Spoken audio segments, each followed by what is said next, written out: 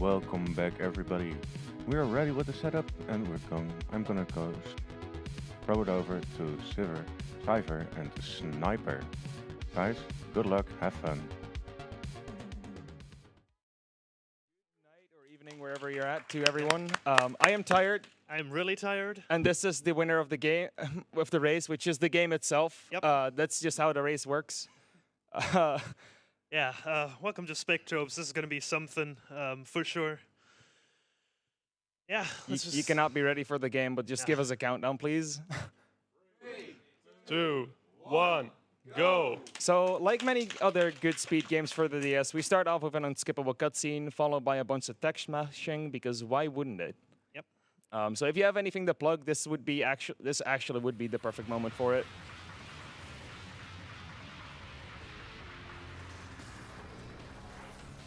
Alrighty, just give me 1 second. Yes, there it is. Okay.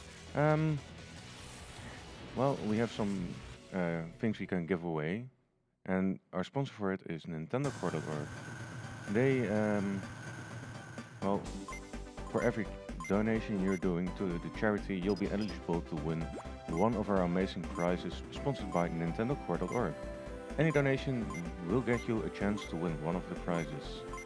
And it will also give you a 3 times bigger chance for the grand prize. For more information about the grand prize, follow the link in chat. Thanks, Moobot. We would also like to thank ESA for supporting the event and allowing us to stream on their channel. So, do you guys have anything to say about the game? I mean, you can start off with the introduction of this bit. Yeah. So, I guess we could just say, like, this has already been at an annual before 2 years ago. This nerd over there, he did a solo run of it. The estimate back then was 2 hours, and he got a run of 134 flat, which was world record at the time. Our estimate today is 125, and the current world record is a 117.55. So it's safe to say that the game has gotten a lot more optimized in the last 2 years. So if you've already seen that run, it's going to be quite different and much faster. Yeah, we've changed a lot of strats since then. From honestly, beginning to end, a lot of small optimization has been found in the recent months or weeks even. And the last time we did a race just for fun, this guy actually world recorded by like a minute and a half almost. Yeah, it was the day before I headed off for annual. It was kind of crazy. So yeah, this is actually one of the harder fights in the game, where we're gonna try to line up all these enemies just so we can two-cycle them. That's a really weird knockback pattern. This game can do that sometimes. Oh, that looks really good for me. Oh, you're already ahead then. Yeah. Oh yeah, that was perfect. That was a really good first fight right there. So yeah, this AI is already gonna be weird every now and then. Oh my word, what's going on here? Yeah, I would love to call this the hardest fight in the game. Cyber might disagree. Oh, it's definitely one of the trickier ones to get right. So a really bad thing about this fight is if you mess up the initial setup, recovery can be really hard due to the way they get knocked back.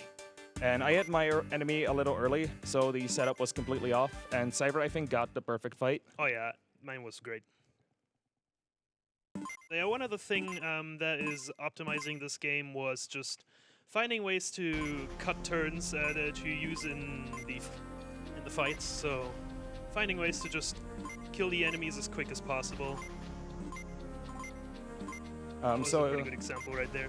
Yeah, lore-wise, this old man here, his name is Aldous. He has been apparently from a star system that has disappeared about 16 years ago. Apparently by the Crawl, who is the enemy of this game. It's basically a race of fungi-esque creatures that just completely eat star systems. And the vortexes that we saw earlier that are actually the only encounters in the game.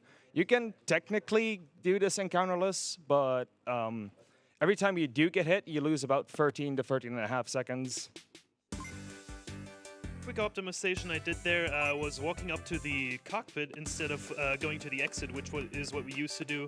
That's about 2 seconds faster, I believe, because when you walk down to the exit, you get a little cutscene that has Ron walking back slowly. Right here, we're gonna get a fossil, and we're going to be awakening it. So We think have our own sentence for it. yeah, we have well established that there's only one way how to awaken these fossils. So sorry if I destroy anyone's ears, but here we go. By the power of memes. See, my fossil's coming up in a bit. So, chat, if you want to join in, just wake it up as a crowd, even.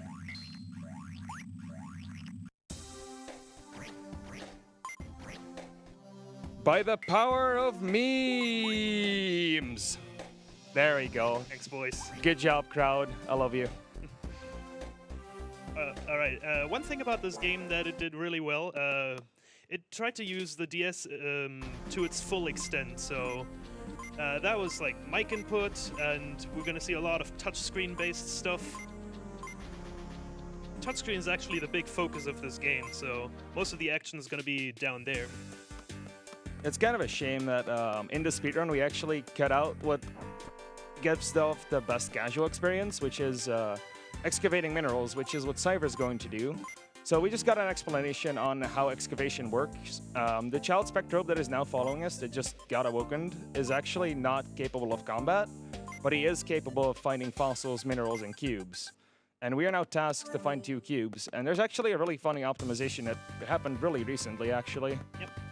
So while I was routing the no card input category, more details on that later, some person in my chat actually found out about this random cube that is just in the middle of nowhere.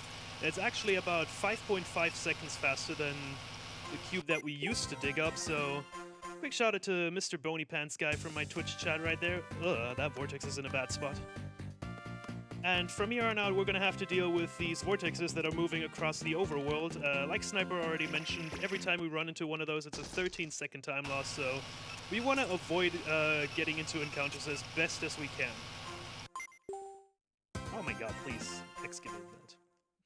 So yeah, there's a vortex that could spawn here, where it'll be really close to the excavation site, and you're actually immobile right after excavating something, so it's actually really hard to avoid that.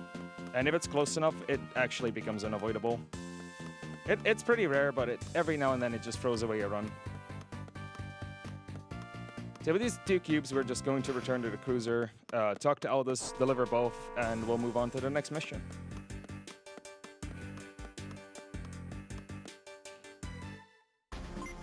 That was a very finicky vortex there. So what cubes do for us, in the casual playthrough, they would give you a lot of information about Spectrobes, how they work, and just a bunch of other stuff. There's also special cubes that unlock certain machinery for us, like, for example, a Nintendo Wi-Fi connection. And we're going to be actually getting one of those cubes in just a bit. So you might notice that we are playing in Japanese, or not in Japanese version, but in English. We've actually recently found that Japanese is a lot faster, and that's mainly due to the slow text that you just saw us pop up after we put in the cubes. So there's a point in the game later where there is a lot of slow text, and Japanese version seems to be about 3 minutes faster. However, we haven't gotten our hands on a Japanese cartridge yet, but we do think that getting a 114 on that will completely just kill this game. Oh yeah. I mean, we're not sure, like, on the extent of actually how much time it saves, but I believe, like, theoretically, with an absolutely perfect run, a high 115 would be the limit on English. Like, already having a 117 is a pretty nuts run. Yeah, I feel like our splits combined right now, in terms of golds, come down to about a 1550, I think. Yeah, somewhere around that. Which is already insane, considering I think all of the golds now are encounterless, except from maybe my Humoro, which is slightly better than his. And his early game is just a lot better than mine is, which is going to make the race a lot interesting, because it's going to be a big game of catch-up for me. Yeah. So even though I'll probably be ahead for a good chunk of time, that doesn't matter, because in the late game, Sniper's most likely going to be catching up. It's also very important that we talk to this guy right here. He's going to give us a blaster and a sword. Those are like weapons that you could use in the casual playthrough to get some damage output on the crawl. but we don't really need those. We're not even going to equip those, but we have to talk to this guy because otherwise we're going to have a little roadblock. Always a quality meme when you forget to talk to this guy. We also get a lot of slow text from him, which again really makes me sad that we aren't running on Japanese. Soon. Soon, TM. Alright, so and at this point, we could theoretically already go back to the cruiser and just move on to the next planet, but we're going to be taking a bit of a detour here because we're going to be excavating a very special cube, and that cube is the reason why there are 2 categories of this game, and why the other category is about 50 minutes slower. So yeah, this is kind of just a lull for now. So if the streamer, if the host has anything to say, go right ahead. I sure do. We got a €1 donation from Maya. She says, "Hello Sniper Wave and Cypher. This is Maya from the Spectrobes Discord. It's great to see such a niche game be played in front of such a wide audience. And for such a good cause. Have a good race and say goodbye to Trunkos for me." Thank you, Maya.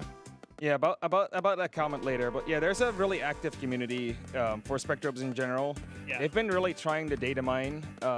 One thing in particular even that is blocking us from actually getting 100% in this game. So there's one Spectrobe out of all of them, which you could only get through a certain Wi-Fi event. And there's actually no way to get it still. So if anyone like has some knowledge into testing or cracking codes in this game, there's a challenge for you. Also, I'd like to shout out Fretzy. He's the reason I run the game, and he's the reason Cypher indirectly ran the game as well. Fretzy is the first speedrunner in the game. Back in the day, I think he started off with like a 140-ish time, and he lowered it to a certain point. Now, Fretzy is also the reason I ran at Annual 2017, which is, I think the run Cypher picked it up, but he's the one that has the most knowledge on it. Alright, so what you saw me right there do was the card input. Basically, what this is, it's this game's equivalent to cheat codes. When the game came out, you get like these promotional codes with some cards that you could put on your touchscreen of your DS, and then just like poke through the holes with your touch pen, and that would unlock some pretty cool things for you, like great Spectrobes or minerals and all that cool stuff.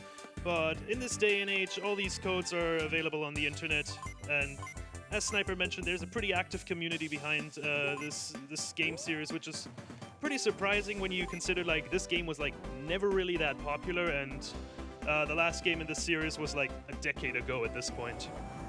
Yeah, this game was actually released as a trilogy. The second game, Beyond the Portals, being available on DS, and Origins being available on Wii. Also, major shoutouts to Fretzy for routing and running Spectrobes 2, and for Gary J Games for finding a lot of weird things in Origins and actually running it. Oh yeah, he broke that game in half. There's some fun out of bounds to be had there.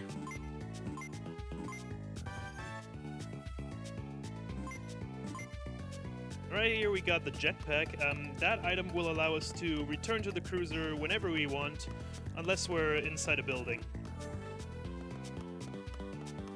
Now it's just we're going deeper into the jungle to find the professor of this fossil lab that is on this planet, because he apparently got lost. So we're gonna have to find out what's up with him. So this is actually the first planet where you can really see vortexes spawn in very unfortunate spots, I would like to say. There's a few that really tend to spawn in small corridors, making them really hard to avoid.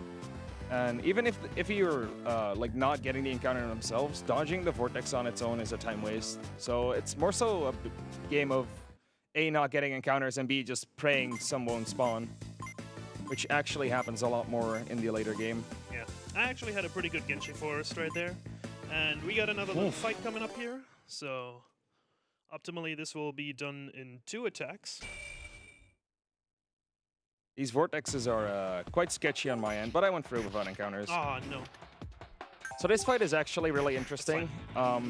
You can actually do this in a single attack. It's really difficult. It only happened twice on my end. And I really still don't know how that actually happened, but usually you can just attack 2 and hit the last one with the other Inca Flare, making this a quick fight nonetheless. Sorry about that. I think my capture card borked temporarily. Another really interesting thing is we actually use Windora as a party Spectrobe. Now, we actually won't be using it in fights, but Spectrobes that are not used as combat Spectrobes will give you some support bonuses. And Windora is really special in that case, since it gives you a +2 on attack and speed, which is the maximum for both, making combat a lot faster. And you can really notice the difference in speed if you compare the first fight to this fight with Professor Wright's rescue. Also, you could jetpack back to your cruiser. It is slightly faster if you menu optimally, but there's a lot to mess up in the menu, and walking's just a lot more consistent. Right, so we're done there. So we're moving on to the next planet, Nessa. We're going to be seeing this planet a lot in the run, but first off, we're heading to the colony called Lilton, because there's a certain treasure hunter called Cyrus waiting for us, because he's got a bit of an issue with those vortexes, and he wants to specify, so we're going to pay him a little visit.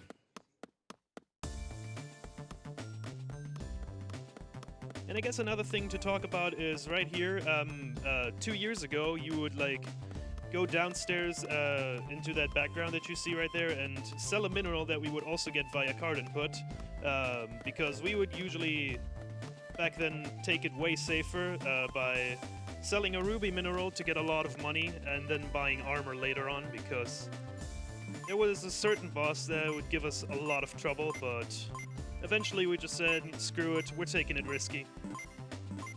Yeah, we actually used to get some armor, and that is not just for that one specific boss, but just in general, it was a lot safer back in the day. Now, strats have changed a lot, actually from this point onwards as well, because we thought that the jetpack actually wasn't usable inside. Turns out that this area, you can actually use the jetpack almost anywhere, and that saved like 30 seconds just by traveling.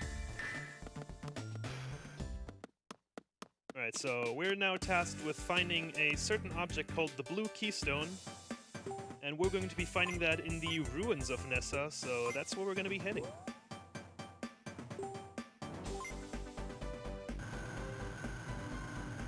Also, one thing to note, this planet actually has 3 areas, but the second area has no relevance to the story at all, so we're not going to be visiting that. Now, if you are doing a casual playthrough, though, there are some unique minerals that you can find only there.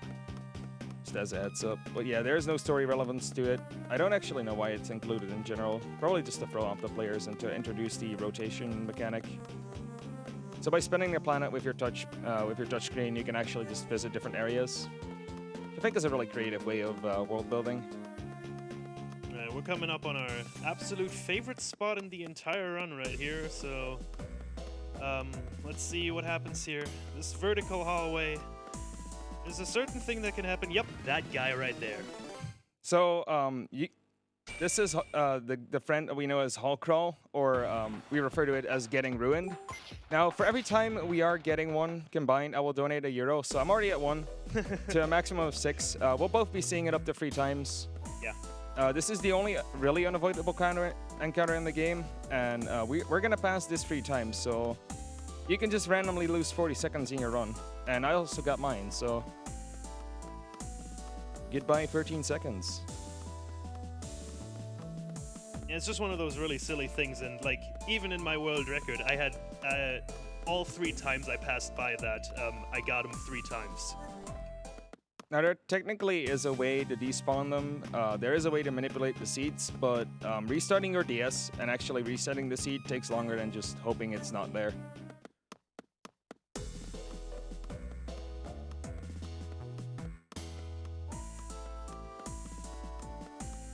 The rest of this is just going to be a bit of walking through this maze. All of the vortexes in this area are static, so... And there are no other vortexes that can spawn in like a spot like the other one, where it's just completely unavoidable, so...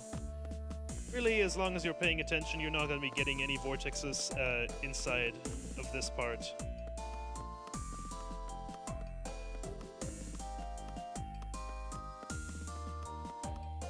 So yeah, this area is kind of a snooze the first time around. We'll be seeing it a bunch of times, so if the host has anything to say while we're in this area, go right ahead. I'd like to plug some donation incentives that are coming up. first we have the Super Mario Galaxy 2 2-player 1-controller level. It's currently at 95 euros out of 250. It's really close. Only 155 euros left. I know we can do it. Ooh. Then there's the Ape Escape 2 Monkey Football. And I know Reek, he loves me some football. Come on, let's get him to it. It does need some donations though. It's currently at 34 euros out of 200. So I also believe there was a very special bit war, wasn't there?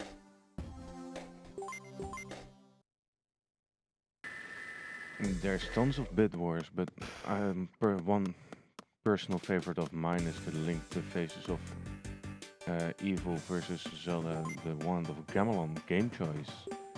Currently, the Wand of Gamelon is 4 euros and 64 cents ahead. So if you want to snipe that, you still can. So now that we obtained the blue keystone, we're going to be heading back to Cyrus and we're going to be passing that on to him before we're moving into the next story segment.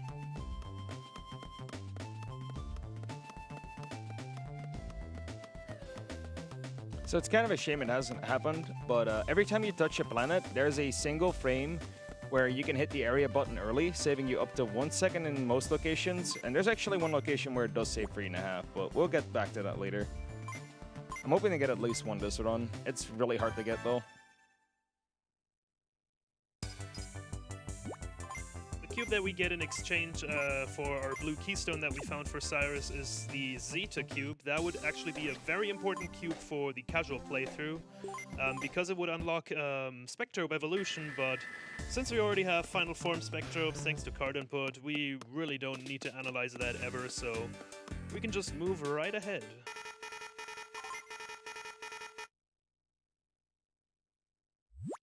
We're getting an urgent transmission from the commander. It appears that Krull are attacking the headquarters on Colin, so we need to return right back there and fight off those Krull. We're actually going to be coming up on our first boss fight of the run right here. And also Colin HQ is a pretty tricky segment because for this story segment there's going to be vortexes inside of the HQ. And they can be just really a pain to get past. So let's see how the HQ will treat me.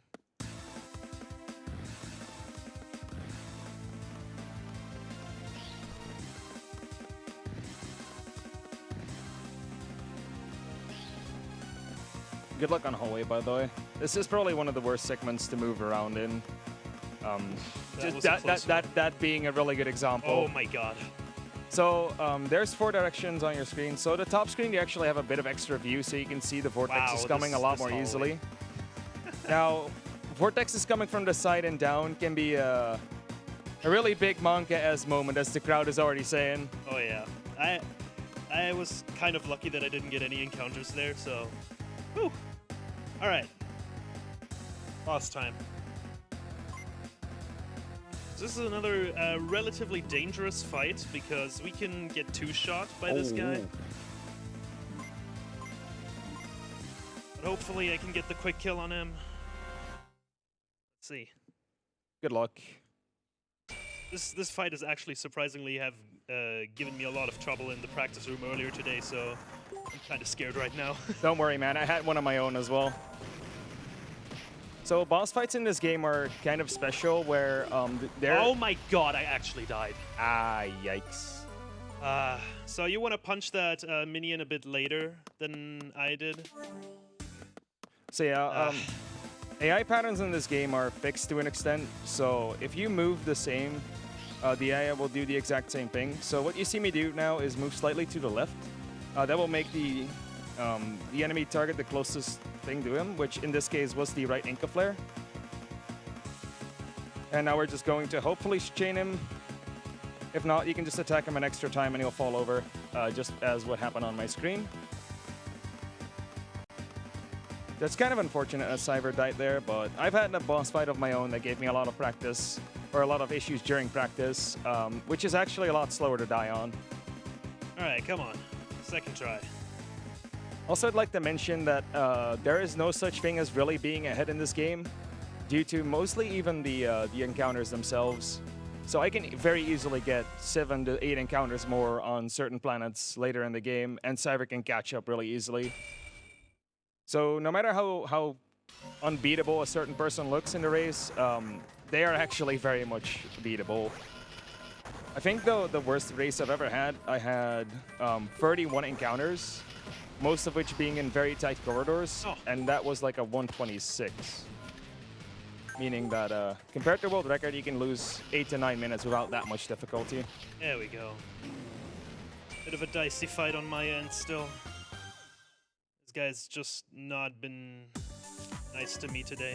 So now that the invasion's been repelled, we're actually going to head to the museum real quick, just to make sure that everyone there is safe, because what better building to hide, right? Who would go to a museum if you were invading a place, right?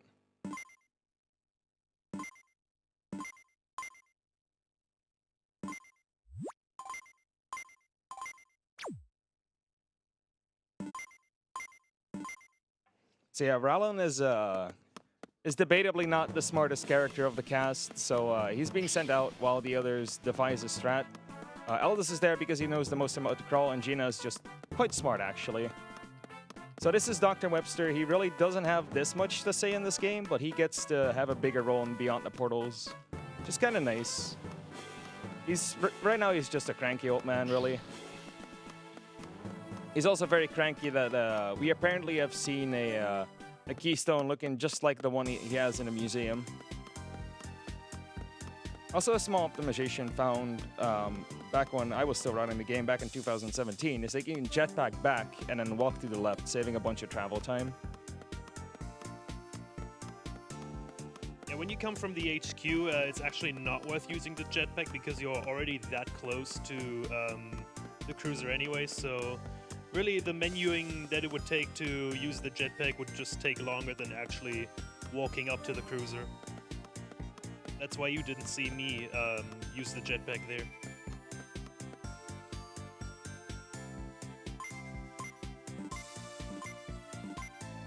It's just kind of a down moment where just a lot of cutscenes and walking plays out, so if the host has anything to say, go right ahead.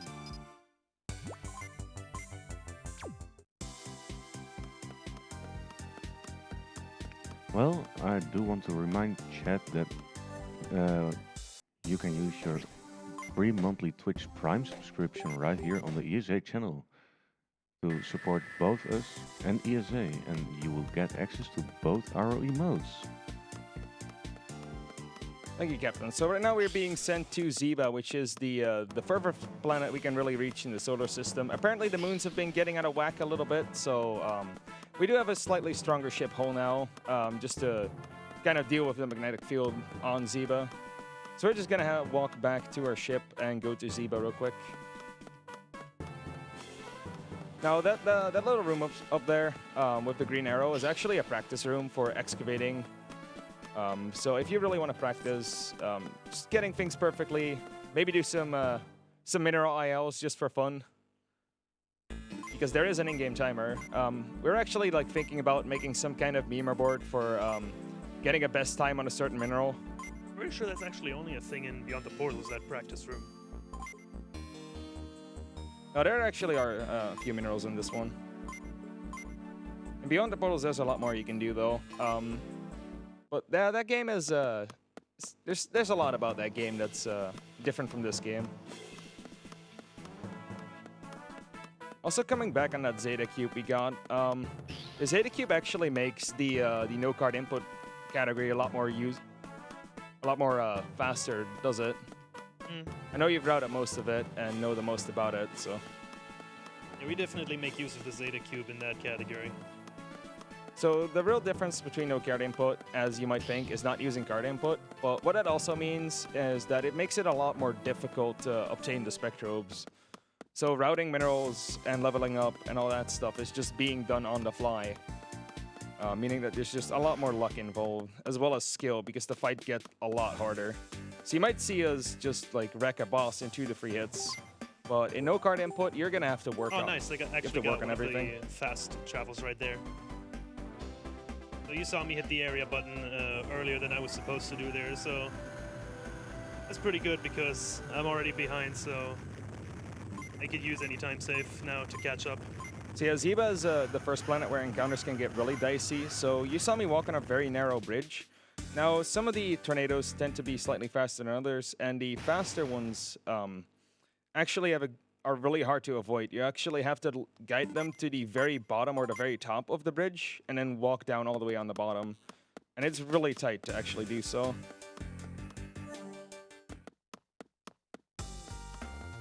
So we're slowly heading to Professor Kate after dealing with this vortex over here.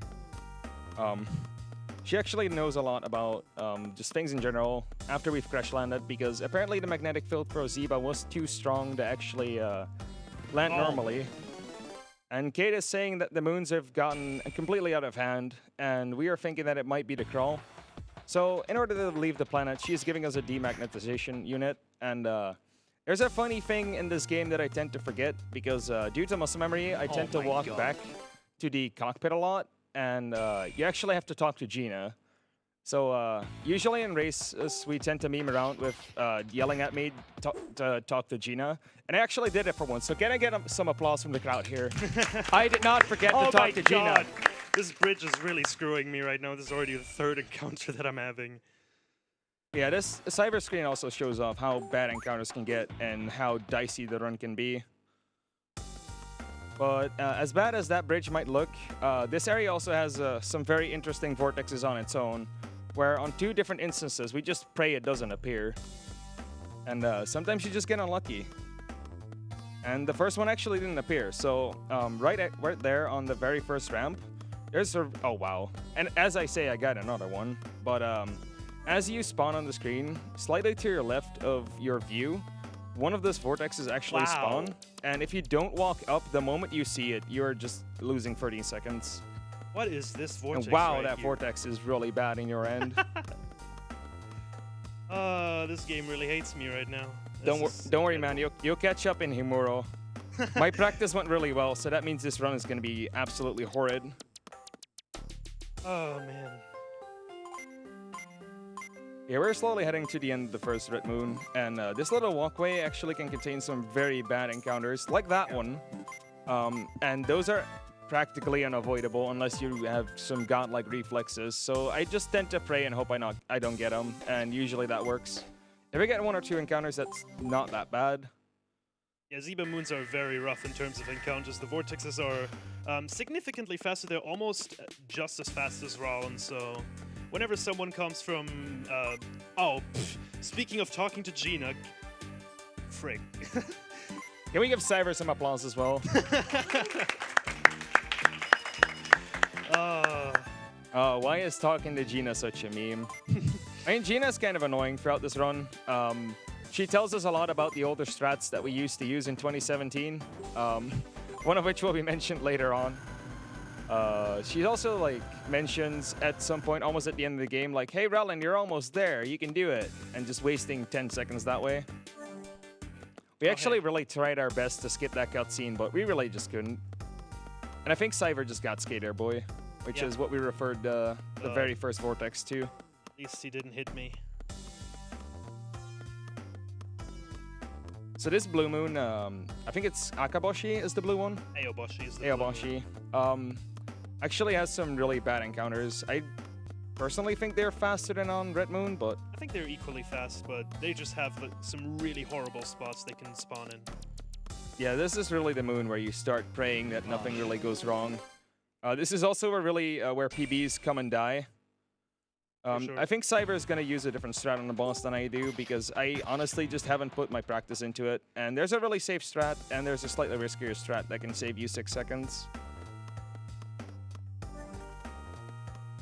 Yeah, this start of mid-game is just a really, really rough patch where a lot of good runs come to die already. Monka S, what was that? So, Vortexes have some really wacky hitboxes once you hit some more vertical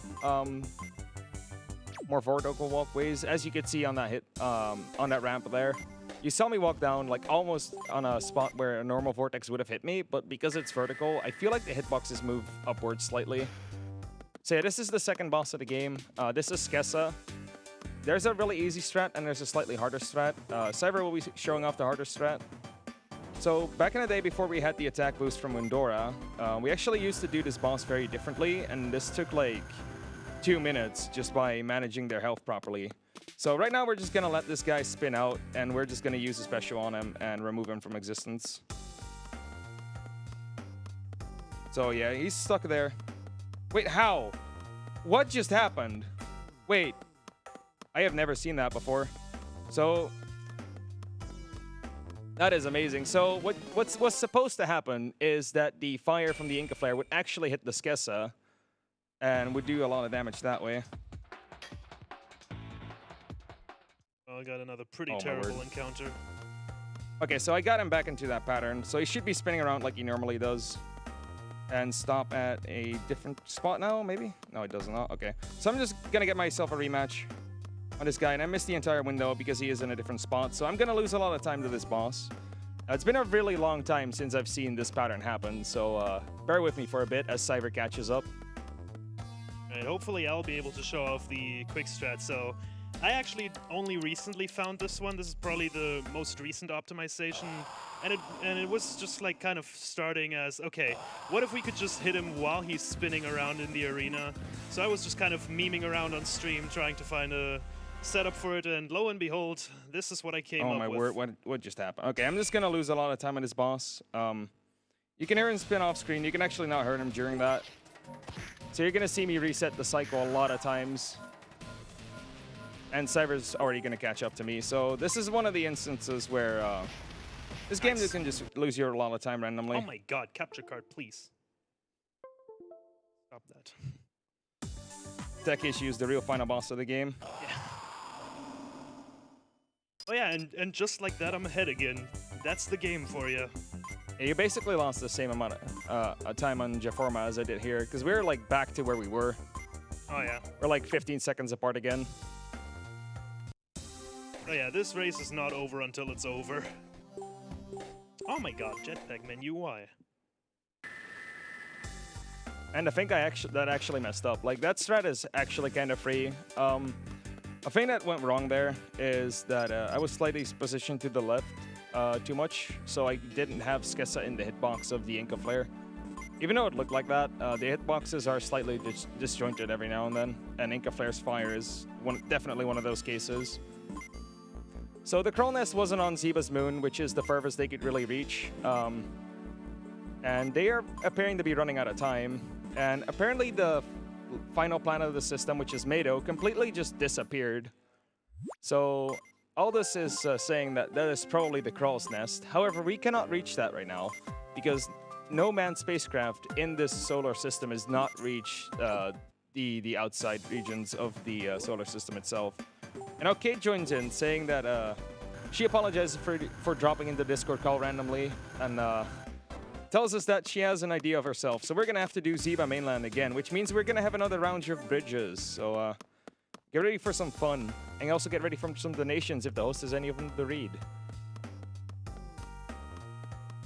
We don't have any donations, but I would like to tell the viewers that are watching from front page to just jump in chat and join us in chat.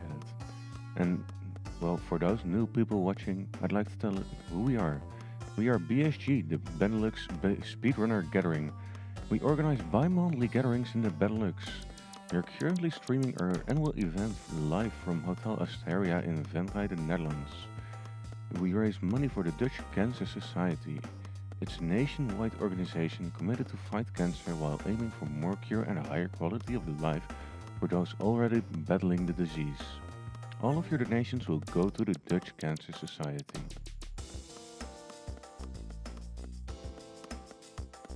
So yeah, I think Cyber's always coming up the gate. So she's gonna tell us that she has her keystone of her own, and she says that the Nessa ruins might actually be an ancient spacecraft, and that might actually be powerful enough to get us to Mado. So we're just gonna try out her plan. She also says that the Museum Courier in Colin, which we've seen before, also has one of those keystones. So she gives us a letter, the contents of which remain unknown, and he will give us the keystone for that.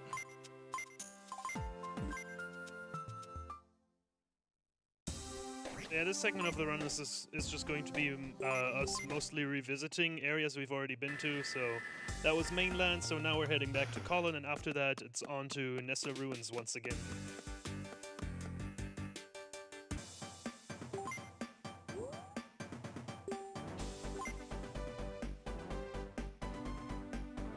Yeah, the mid game is kind of a really big downtime, really. It's kind of a good breather in the middle of the run.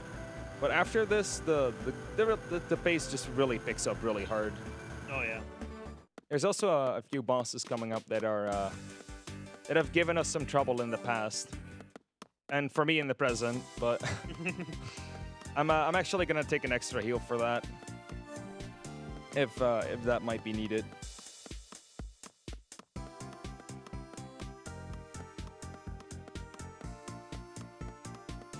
So we could also talk about the voice actor of this game. So the voice actor for Rallen in Origins is actually the same voice as another speedrun I've done in the marathon. He also voiced Darius in Valkyrie Profile, Covenant of the Plume, which we actually found out about somewhere in this marathon, actually, just right before the Valk Profile run, which is really interesting.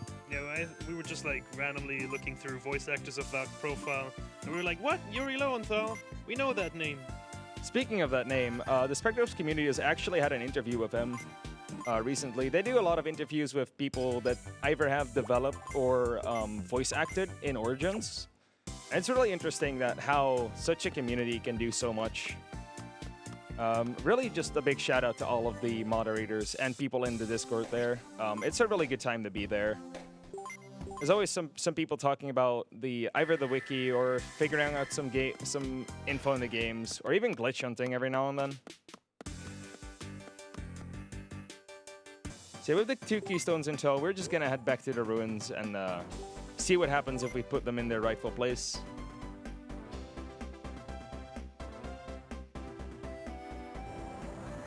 So you ready for 6 out of 6, or? Oh yeah, absolutely. Yeah, coming back to Nessa Ruins also means coming back to our favorite crawl in the entire game. Hey. There's just a lot of theorizing on how, well, quote-unquote rare this guy actually is. So, originally we thought it was like a 2 out of 3 chance for him to be appearing, but really in recent times he's been there a lot more than that, so I think our estimate is now more around like 80 to 90%. He's been there a lot. Yeah, so the data is frame-based, and a really funny thing about that, if you soft reset and move perfectly, you will always get that encounter just because of the seed that you obtained from that. Oh hey, he actually wasn't there for me. Go. Let's go. So this is another good case of dodging vortexes being slow on my end. So we'll see if I can get it or not. And I also didn't get it. Go. 2 out of 4. Man, it wasn't there, man. It doesn't like charity, it seems. That's the real evil.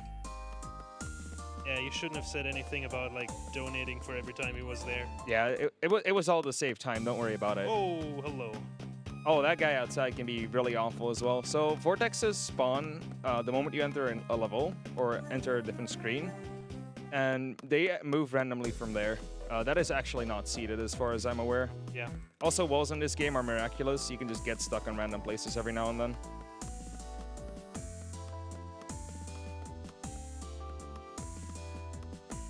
There's actually a wall in Colin HQ that is really notorious for getting stuck. It actually makes it look like you're stuck on thin air. Yeah, you can just be walking right next to that wall and just suddenly there's like a pixel or something sticking out of that wall, which visually looks like nothing, but you just kind of get stuck and you're wondering, wow, this game has some terrible walls. So yeah, if the game gets to be a real blowout by whatever reason, we can probably just show that off. I'm actually surprised the race has been this close, considering how random this game can be. Alright. Here we are, back in the Keystone room. Got our 2 keystones, so let's see what happens.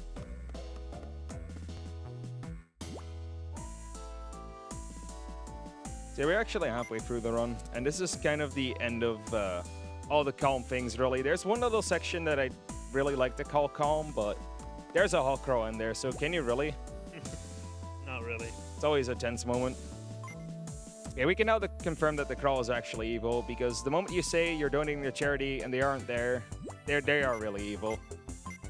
Don't worry, there's a crowd behind you. A tri-crowd. So yeah, Tricro is actually a really nice guy. Shoutouts to him. Can I get an applause for him? Because Tricro has actually taught a bunch of people Darkest Dungeon out of nowhere, and that game is amazing. So thank you for teaching a lot of people about a really good game. Like, honestly, everyone in this event has been really kind in general. The practice room was always a really good time to be in. Just in terms from learning new games, the playing Quirk, the seeing the hotel staff play Quirk as well, which is actually happening later in this marathon. Be sure to watch the Quirk race, because I am really hyped for that. Yeah, it's been a blast this week. Oh, so now that we have the 2 keystones put in place, we kind of realize, wait, there was a third one. It was blue. What kind of happened to that? So now the dum-dum that is Ron realizes, oh hey, we kind of gave that away to Cyrus, and if this is really a gigantic starship and we want to make it fly again, we kind of need that third one as well, so we need to strike a deal with Cyrus in hopes that he's going to give us the keystone again, but what can we say about Cyrus? He doesn't just want to give this thing away for free, so... I mean, if we tell him the entire galaxy is in danger, he's gonna believe us, right? He's totally gonna give us back the very rare artifact we just got for him. Oh yeah, for sure. Sadly, that's not how he rolls. Instead, we'll have to trade him something in return. And what he wants is the diamond mineral, which we will find at the very top of Tabletop Mountain, which is the mountain of Daishi. This is where 2017 strats come into play, because Tabletop Mountains is a very special place in the game, because there's a lot of aurora falling down from the sky, which damages pretty much everything that does not have a corona property. See, we actually haven't covered the properties yet. So the properties in this game kind of work in a rock, paper, scissors kind of thing, where Corona beats Aurora, Aurora beats Flash, and Flash beats Corona. It actually isn't that relevant, but enemies do have their what do you call it? Their alignment, to say. And yeah, back in the day, to kind of avoid getting damaged by the aurora falling from the sky, we would have bought a Corona suit to protect us from that and also give us a little more health on the way. But the Aurora doesn't kill you, it only lowers your HP to 1. So yeah, while risky, that's what we're going to be having to deal with. So yeah, that area also has a boss. Now, that boss has a very specific history to it. We'll get to show off why it's that interesting of a part of a run, really. Tabletop mountains in general are really unique as well, where there's a lot of narrow passageways and a lot of vortexes that can just randomly spawn and waste 13 seconds. Oh yeah, it's a pretty rough area from the get-go. The first area has a lot of tight spots and moving vortexes, and those two things generally don't go very well together, so we're just either going to have to hope that they're not there or they're just being nice and move out of the way. I actually got wrecked in Overworld. Oh. I kind of like misjudged the range of the vortex and kind of walked kind of close on it, and I got punished. Wow, and my select button just randomly stopped working, because that's what my 3DS does sometimes. So you can run by holding select, and if you hold select, or if you stop holding select for even 1 frame, it just stops the entire thing. Oh my god, that was a close call right there. As a general rule of thumb, except for, of course, Hall Crawl, anytime a vortex is static, it is avoidable, so... And that's going to be specifically relevant for this area. You already saw me walk past 2 static vortexes. It's pretty tight, but you can generally make it past them. Also, can we just talk about how there is a spider web, and there's actually no trace of a spider in this game? That's probably the scariest thing in terms of lore. This outside section can have a pretty fast vortex around, but I didn't see him, so that's pretty good. And this last inside section, everything is static here, so everything is avoidable, so this area generally is not a problem. Yeah, the really scary part is the outside, especially the first bit, because as you can see on my screen, there's one vortex there that moves at basically 95% of Rallen's speed, so avoiding it is almost as slow as just going into the encounter. Taking that vortex on the inside is kind of risky because it's pretty tight, but it saves quite a good chunk of time over taking him on the outside. Also, we're coming up. We usually would be coming up on the boss fight right here, but I'm gonna do a little thing right here. Yeah, so as it turns out, walking against the wall is better than fighting a boss. Yeah, so... Shoutouts to, I think it was Ares of Sparta, who joined the Discord about 4 to 5 months ago and was asking us why we were actually fighting Trunkos. And we didn't know why he was asking that, because we didn't know any way to skip Trunkos. And apparently as a kid, he found out from pure frustration with the boss that you can just walk against the wall and skip it. Yeah, and we've literally never seen that guy around in like any of our streams. He just literally randomly dropped by one day and was like, hey, here's a skip for the hardest boss in the game. Yeah, so it does if you want to do this on a casual playthrough, I would not really recommend it, because in the post-game there's actually like a multi-fight here, and you can no longer reach it because the cutscene trigger is still there. So be careful with what you do in terms of sequence breaks. You can actually still reach it by just skipping the trigger again. It's just when you actually activate the trigger, then the game soft locks. Also, the diamond mineral is unique in a certain way in which you can actually not damage it. It's the only mineral in the game with that property, and it loses that property in Beyond the Portals, where it has a completely different function as well.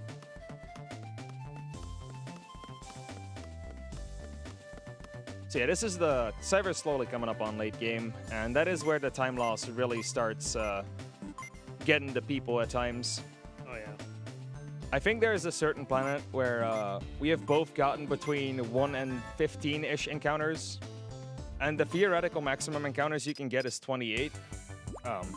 These include all the likely encounters and a certain thing that I'd like to call double spawning, where if the Vortex's original spawn is a certain bit away from Rallen, it can just instantly spawn again, and that could be just outside your screen. So after a battle ends, Rallen has a safe zone where nothing can spawn, but other vortexes will reset to that position if they are not in said exclusion zone. So by getting really unlucky, you can get hit by a vortex twice. One last time, we're going to be heading back to the Nessa ruins and placing that final blue keystone back into its rightful spot. So yeah, I'm just gonna heal real quick before that. I've had a lot of issues with a boss in the ruins. It's been quite the pain, and dying there makes you walk all the way back through the desert, through the ruins, and waste like up to 4 minutes. It's definitely one of the biggest time losses that you can get. I'd argue it's the second largest. Definitely up there. All right. One more time, Hall Crawl, are you there?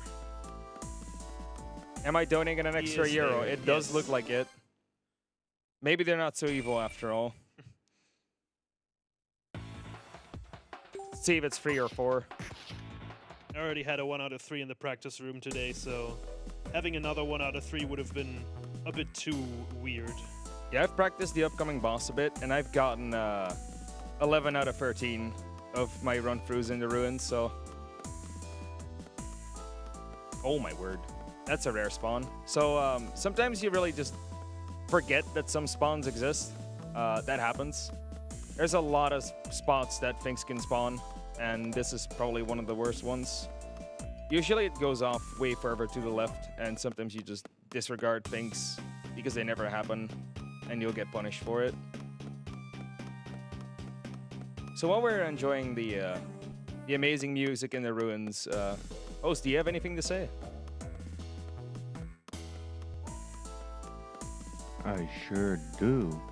I'd like to tell everybody to stay updated with our events by following our Twitter and our Instagram under the handle BSG Marathon. You can get a look behind the scenes of the event and stay up to date with our latest news about marathons, events, or more. And while I'm at it, I'd like to thank ESA for supporting the event and allowing allowing us to stream on their channel. I also would like to thank the Esports Game Arena for providing us with gaming monitors for the event. Thank you very much. So I did get the 4 out of 6, so I'll be donating €4 to charity. Maybe Cyber will join in on that. I don't know. Oh, yeah, sure. I already spent like $80 thanks to Lemma, but hey, €4 won't hurt me. And it was worth it. Oh, That absolutely. Lemma run was insane. It's also quite the change of pace from this game. Oof. All right, here we go. So this boss fight, I like to call this guy Sniper's best friend. Hey, now easy there. He does love a hug. Let's just call it that. Yeah. For some reason, Sniper has a lot of trouble with this boss. I don't know why. This one's really free in my opinion. So Yeah, it actually is, but I do my movement slightly differently, and because of that, one of the minions shoots a homing bullet, and sometimes it just tends to hit Rijn while he's at 1 HP, and it just absolutely ruins your day. It's really unfortunate how that has come to be. So yeah, There that's we go. Cyber actually pulling off the strat successfully there. I don't know what it is with that boss. Like, the more I practice it, the more I seem to just mess it up. It's really weird. like I said, free fight. Free fight indeed. But then again, you said the same about Jeforma. You know what happened there. Oh. You certainly wrecked my shit today. As I actually said the same thing to Skessa. So yeah, this game is very nice to run. We're totally top tier runners. Questionable at times. Yeah. So this is what we mean with when we say that the game always wins. Now we got a little bit of cutscenage coming up before we head into the late game with the most infamous planet in the entire run. Oof. I mean, it's not technically a planet. Technically a moon. Yeah. Oh yeah.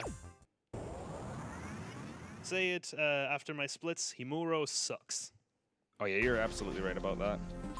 Okay, this should be good in my end. Maybe? Oh, it's not. Whoa, easy there, boy.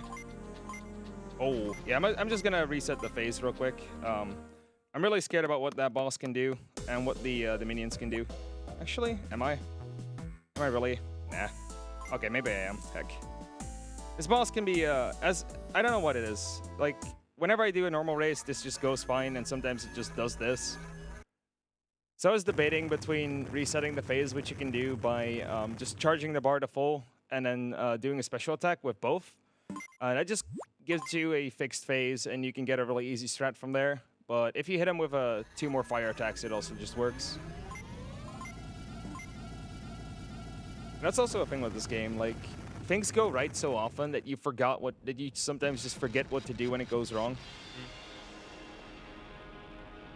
Yeah, when things go right, they're absolutely smooth and there's nothing to worry about. But when things go wrong, oh boy, they will go wrong. The game will let you know when it really hates you. Yeah, I think there was one race we did where the game really hated me and really loved Cyber at some point, and it just gave me all the really bad encounters. And by encounters alone, I think I lost like 6 minutes.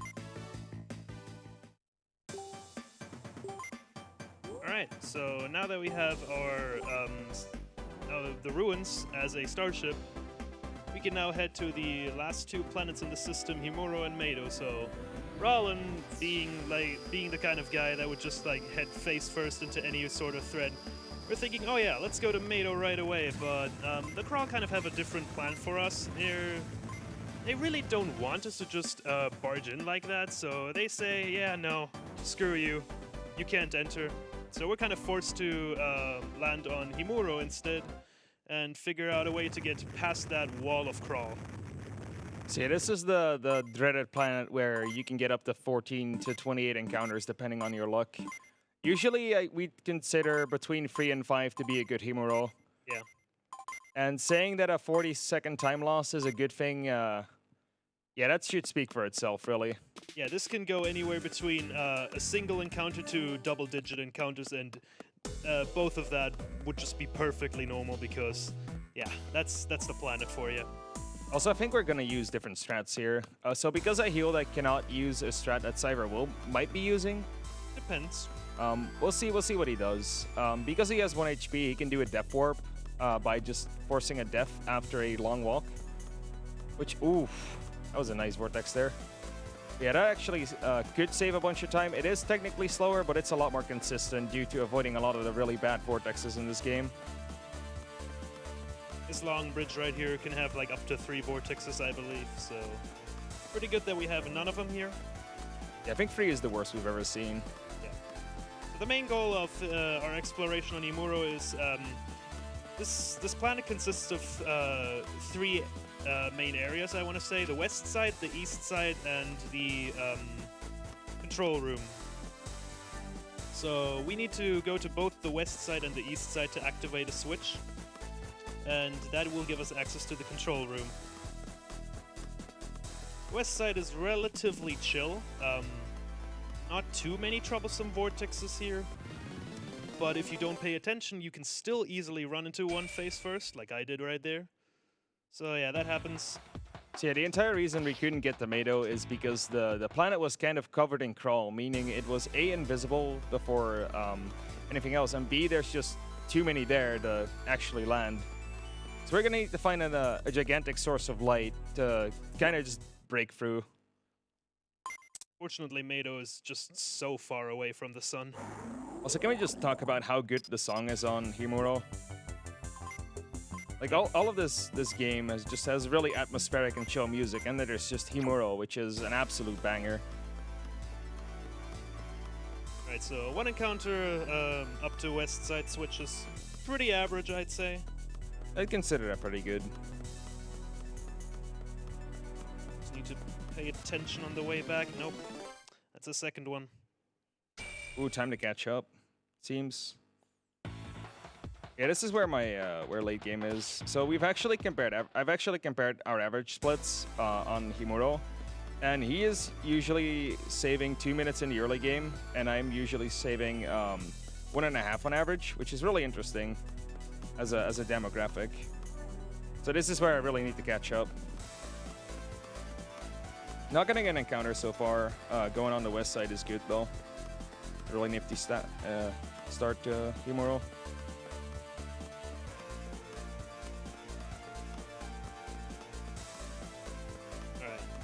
We're done with west side now. East side is significantly longer and also way more douchey than west side, because especially the inside segment has a lot of tight spots where vortexes can just spawn and just completely ruin your day and your time and your PB chance and basically everything you ever loved.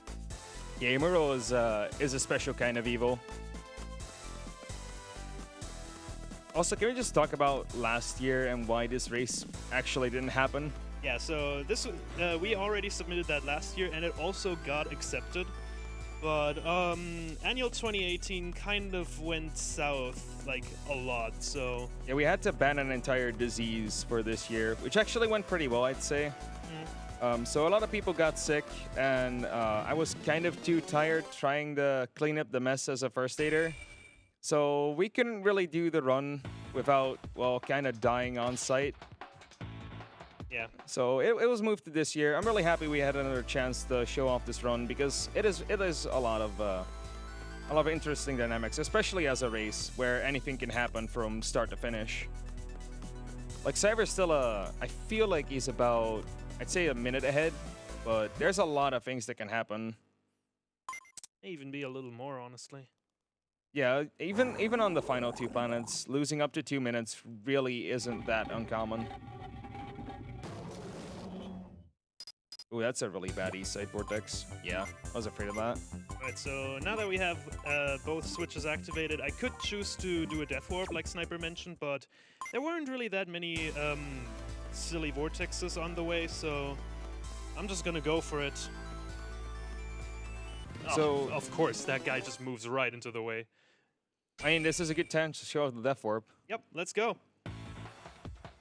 Oh my word. Yeah, so the one I just got is practically unavoidable with the moment it locks onto you, so I'm just gonna walk into it and take the encounter. Now, what death warping really has as an advantage is that you go through the easy area again.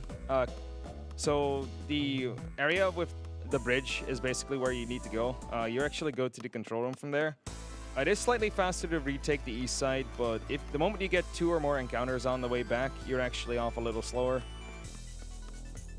And since that encounter was still relatively I should have tried a little harder with that one. Monka. But yeah, since the encounter was still relatively close to the switch, I just decided, yeah, we were just gonna take the Death Warp, I guess. Good So thing yeah. about that, at least, is it automatically recovers your health. That's So free. That's now free we're back encounters to for you, right? 150. That's 5 now with the Death Warp. Yeah, I'm at 3 already. So this section, especially on the east side, is why we recommend the Death Warp. There's just so many small corridors on the way back that usually it ends up just being worth it. Yeah, and again, 5 vortexes is absolutely fine. That's pretty average for me, I'd say. And this is just like the real big run killer. Like, once you're past this planet and you had like close to no encounters on this one, or you're still on a good pace, even though you got like 5 or 6 encounters, that's kind of just the signal. Yeah, go mode. So yeah, the 2 switches we press actually unlock the control panel that Cyber's heading to. And as it turns out, this moon can actually redirect the sun's rays to Mado and create a gap in the atmosphere we can just break through. Yeah, strangely enough, Oh, my word. this seems to be a man-made planetoid. So But we yeah, can this just completely control Himuro's orbit here. Gonna bundle the sunlight and shoot it towards Mado. Oh wow, that's a really unfortunate way back. I got 2 vortexes on a really small passageway. You could lure them out, but if they're that far in the passageway, it usually ends up not being worth it. Oh wow.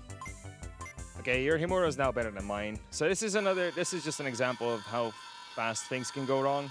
So in the past 2 minutes, I lost 40 seconds just to encounters, and that's just something that can happen in this game.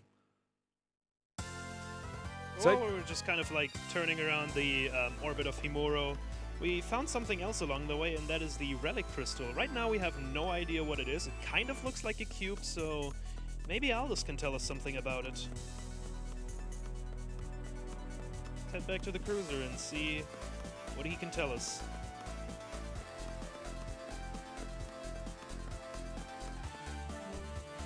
But yeah, for anyone that would like to pick up this game, I'd say anything sub 125 is a really good time to get. Usually if you can go deathless, you'll get a 123, 124 pretty easily. It's a really good goal time to start on. Gives you a good incentive to learn all the harder strats, including the things like the 1 HP Carcassa and the 1 HP final boss, which is quite something, if I would say. Oh yeah.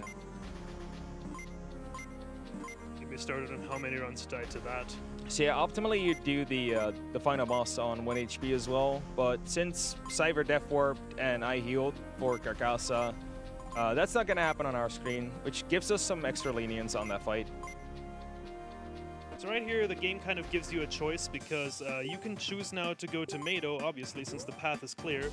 But we could also go to the lava flows, which is another area on Genshi, because as the relic crystal tells us, there is an ultimate form Spectrobe sleeping there, which is quite the force to be reckoned with and could turn out to be very useful in the fight against the Crawl. So, and the game kind of like gives you this illusion of a choice because you could go to either planet, but really you have to go to the lava flows first because the final boss of the game has a shield, which makes him completely immune to any sort of damage that you would throw at him, and you need the ultimate form Spectrobe to break through that shield. This is also my favorite area in the entire game. It's got cool aesthetics, it's got cool music, and it's just a really chill point in the end game because you've seen Himuro, it's a bit of a chaotic planet. There's just things that can go wrong left and right. And the planet right after this, Mado, is not going to be any nicer. So having lava flows here in between, which is just pretty nice and chill, slow vortexes, not a lot of problematic spots. It's just really nice. Yeah, so this is also the area where getting Japanese card is going to save a really just big amount of time due to how long the slow text takes. I think there's 4 of the 5 lava flows you have to stop. And then there's a really long slow text on the Geo pickup itself.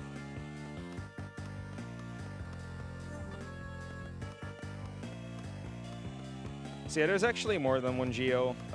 Only one of them is related to the story. The other one can be accessed by getting multi-fights. Those are things that you can only unlock in the post-game. Really? Man, what a douche. What, there's another one? Wow, you've gotten really unlucky there. Wow, I've never seen 2 of them in the same spot. I haven't seen that in the 3 years I've ran this game. That's really interesting. So even like after the hundreds of runs that we've did, every now and then you just see some super weird vortex constellation that just completely throws you for a loop and still gets you because you're just not ready for it. And that was a perfect example of that right there. I could have lured that one guy out and went past him, but then the second guy kind of moved in the way. So yeah, anything really can happen. So even if things like, if my Himura was a 1 or 2 encounter, we would have been equal right now. And it would have been in reverse as well, where Cyber could have been 5 to 6 minutes ahead if everything went wrong on my side. It's really interesting to have races, and we're kind of getting to a point where people are starting to pick up this game. And once we have a bunch of extra runners, we might actually just do weekly races, because they're a ton of fun to do together. Oh yeah, nothing's more painful than actually grinding this game on by your own. Yeah, you can get really, really down on this game if you get bad luck over and over again on the same area. There's just, you can get a feeling that you're just out of control of what can happen in this game. Certainly a lot more fun when you have some other nerd in a voice chat that you can just talk trash about the game. Yeah, I mean, last time that happened, you world recorded by a minute, so... Yeah. I have this strange tendency to just get PBs whenever we race. Yeah, so PB has actually been long overdue for both of us, but it really was just held back by the amount of encounters, and Cyber recently got what we would consider to be the God run for everything that wasn't Hall Crawl. Yeah. And he just absolutely wrecked house on the leaderboards. Yeah, so the current world record has 7 encounters, and 3 of those were Hall Crawl, so outside of that bad luck, I had really good luck and really good dodges, So 7 might sound like a lot, but on average, I'd say a normal run can get 10 to 15 encounters. Maybe that would even be a good run. I'd say if you're beginning, somewhere between 20 and 25 isn't really that weird, and that's still enough to get us up to 125 if all your boss fights go well. Yeah, those vortexes really do take quite some time. more slow text here. It is Quick conversation, and then we're going to be heading off to the final planet. this amount of slow text can really annoy you sometimes because you really want to mash A, but it really doesn't change anything. There's a really bad vortex there for me, yeah. So yeah, the most frustrating part about this game is once you get to the faster vortexes, any direction that isn't up basically requires you to have some godlike reflexes to actually dodge all of the vortexes you get. And on Mado, there's a lot of those. Oh yeah. So the start of Mado is actually really bad, and the vortexes just go slower over time. And in the final area, once Cyber gets there, he is almost guaranteed to not get an encounter unless a vortex is in a very specific spot, which doesn't tend to happen that often.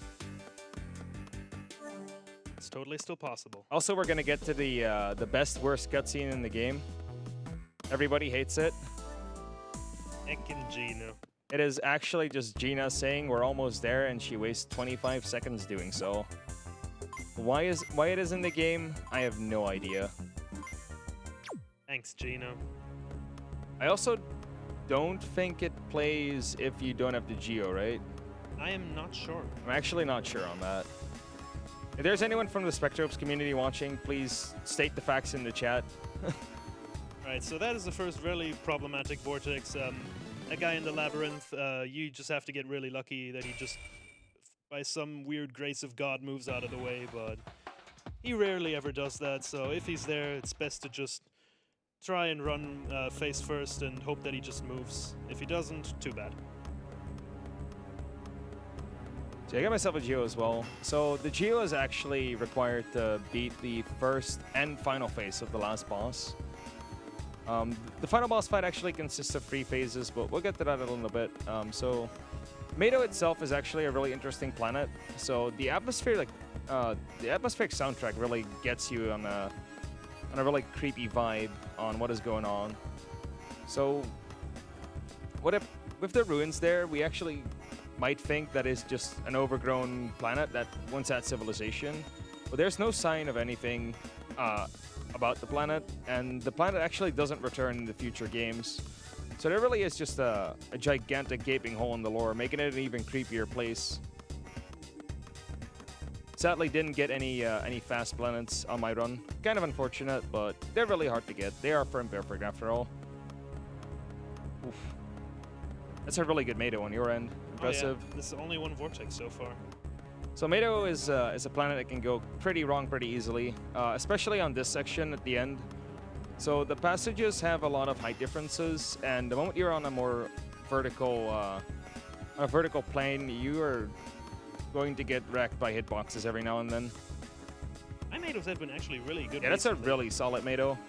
Right, and the final area, vortexes here are really slow, but there's some tight spots where vortexes can just really screw me over. Hopefully this doesn't happen.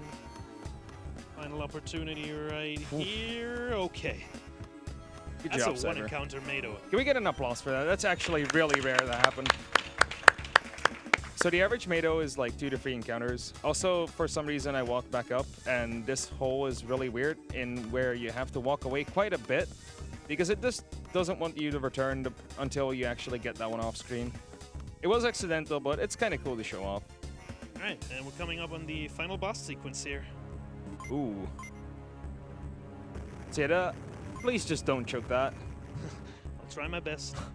So we had, for the longest of times back when we were grinding for the sub 120, I think we both lost like 5 to 10 runs in a row to this guy just because we somehow forgot how to do the strat properly one day. And it happened on the same day, so races became really interesting. I think we had a race where we both ended in like 145 or something crazy like that, while our PB was like a 120. So the entire estimate, so you could see on the splits that everything was just like normal, nothing higher than plus 30, and then just the final split got like plus 25. Welcome to the game. Alright, so right away I'm going to be using the ultimate form Spectrobe here to break the shield of the final boss. And hopefully we're going to land a couple of quick hits on him.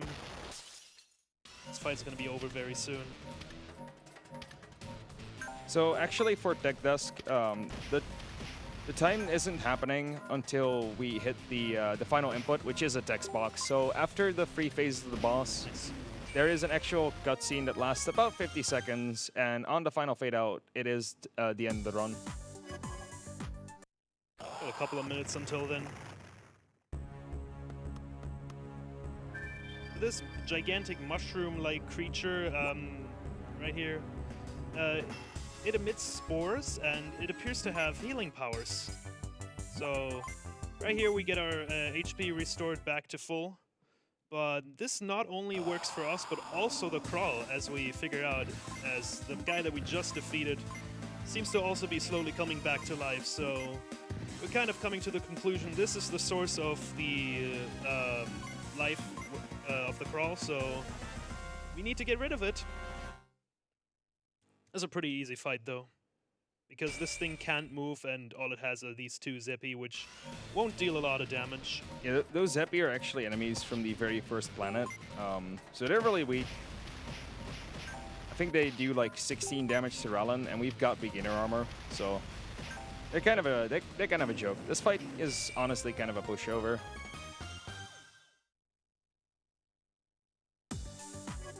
I think there was a race at some point where my capture card just completely crashed, and by the time I fixed it, I still wasn't dead. Yeah. It takes a long time to die on that fight. You really need to try hard to screw up in that fight. Even more so because you get healed right before it. And especially back in the day when we still got armor, the Zeppy would only do 1 damage. He could stand still for practically an hour without dying. Alright. On to the true final boss of the game right here. The sniper is starting his final boss sequence. So yeah, we're actually going to use a function unique to evolved Spectrobes in this fight, which is using the using them to charge, in which you make them stand still, but they charge the gauge a little faster. We actually didn't used to do that until very recently. I did that Oof. wrong. Pressed the wrong button there. Actually using the new strats on your end. Interesting. Oh, he's still charging. Hold on. I need to make him follow again. Ah, it's a mess. Yeah, here's my time to shine. No, this boss fight is actually like pretty much fixed. There's not a lot that can happen.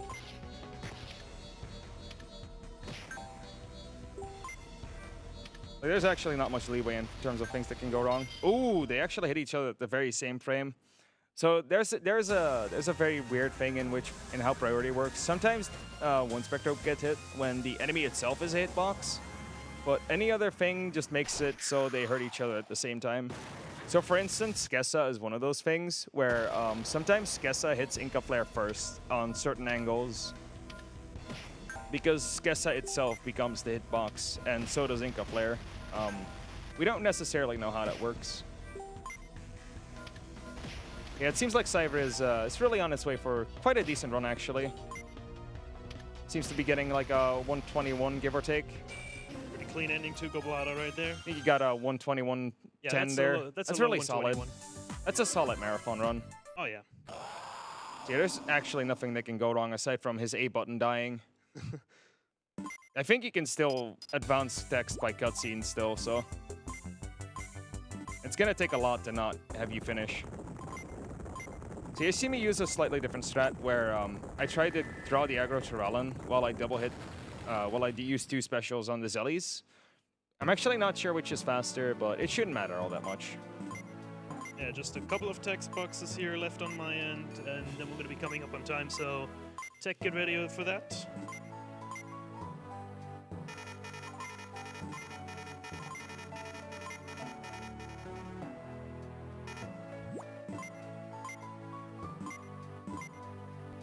And time. Well done, Cyber. Oh yeah, 121.16. That's pretty good. Yeah, that's really solid. Yeah, considering I also died to Jeforma, that could have been a 119 even. Yeah, I mean that was a really fast death though. That was really fortunate for you. Too bad that Skessa went kind of sour for me. Looking to get, I think I might get like a 124, so I should be well under estimate unless things go wrong. Oh yeah. Famous last words. Monka estimate, indeed, Couch. So yeah, do you have any shoutouts for certain people? Yeah, I'm just gonna let you finish first. I should be fine. This fight is honestly kind of easy, especially the start. Yeah, I actually have to hit it one more. So if you use the Geo before he puts up the shield, you can actually no longer clear this fight. It's really weird in that case because you can only use the Geo once per fight, and in normal battles it would actually instantly end the encounter. But on the final boss here, he only throws his shield up once his HP goes below, I think 655, might be 650. 2/3. 665, I think. Yeah, that starts the second phase. The second phase is honestly kind of the hardest phase where a lot of things can really go wrong. He doesn't really like do that much afterwards. He just stands there and heals, really. It's kind of it's cheap because if you don't really have the strongest of Spectrobes in terms of DPS, this boss can be really difficult in a casual playthrough, and I might get hit there. Yeah, that was a really solid boss fight. I'm probably going to get a sub 124, maybe. It's going to be really close. Yeah, I think that's high 123. Yeah, that's 10 minutes faster than my run in 2017, which is already quite fast. Back in the day, the 134 flat I got was world record, and going exactly 10 minutes under would be really iconic. Yeah, going under estimate considering how bad that Heckin' Skessa went, and all the random encounters just add up to a lot of things. So, yeah, I'm really happy with this. I'm really happy we could show this off again.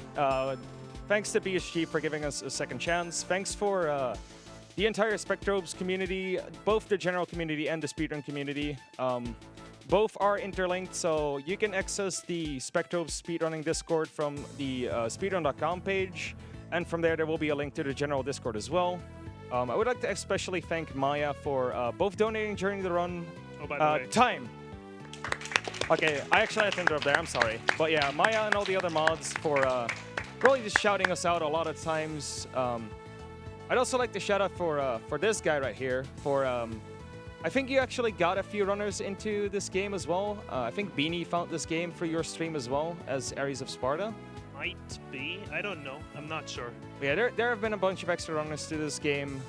If you have a DS capture or any other way, we do allow emulator, but they will be hidden on default by on the leaderboards due to slightly different loads. But yeah, this game is a lot of fun to pick up. It's a really good casual run. It's quite easy to pick up. There's a full guide out there on the Speedrun Discord. Some strats will be updated because they have changed. And maybe we'll see a no-card input run someday by both of us. Who knows? Maybe. Oh yeah, before I pass it off here, yeah, I can just mostly repeat the shoutouts that Sniper gave.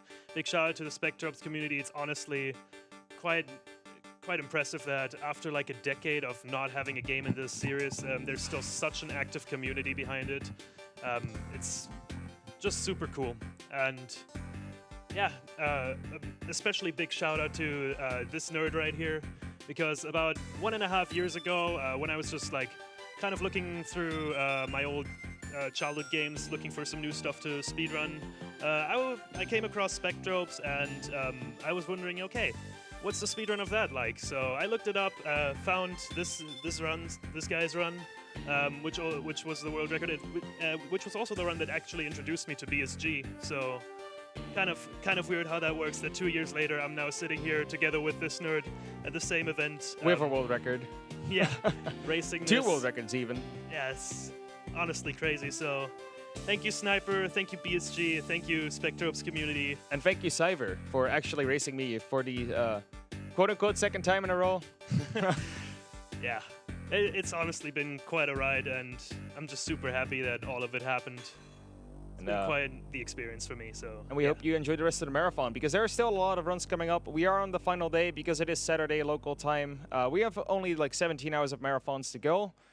And yeah, be sure to watch all the runs, either live or back on the VODs, which will be uploaded on the BSG YouTube later on.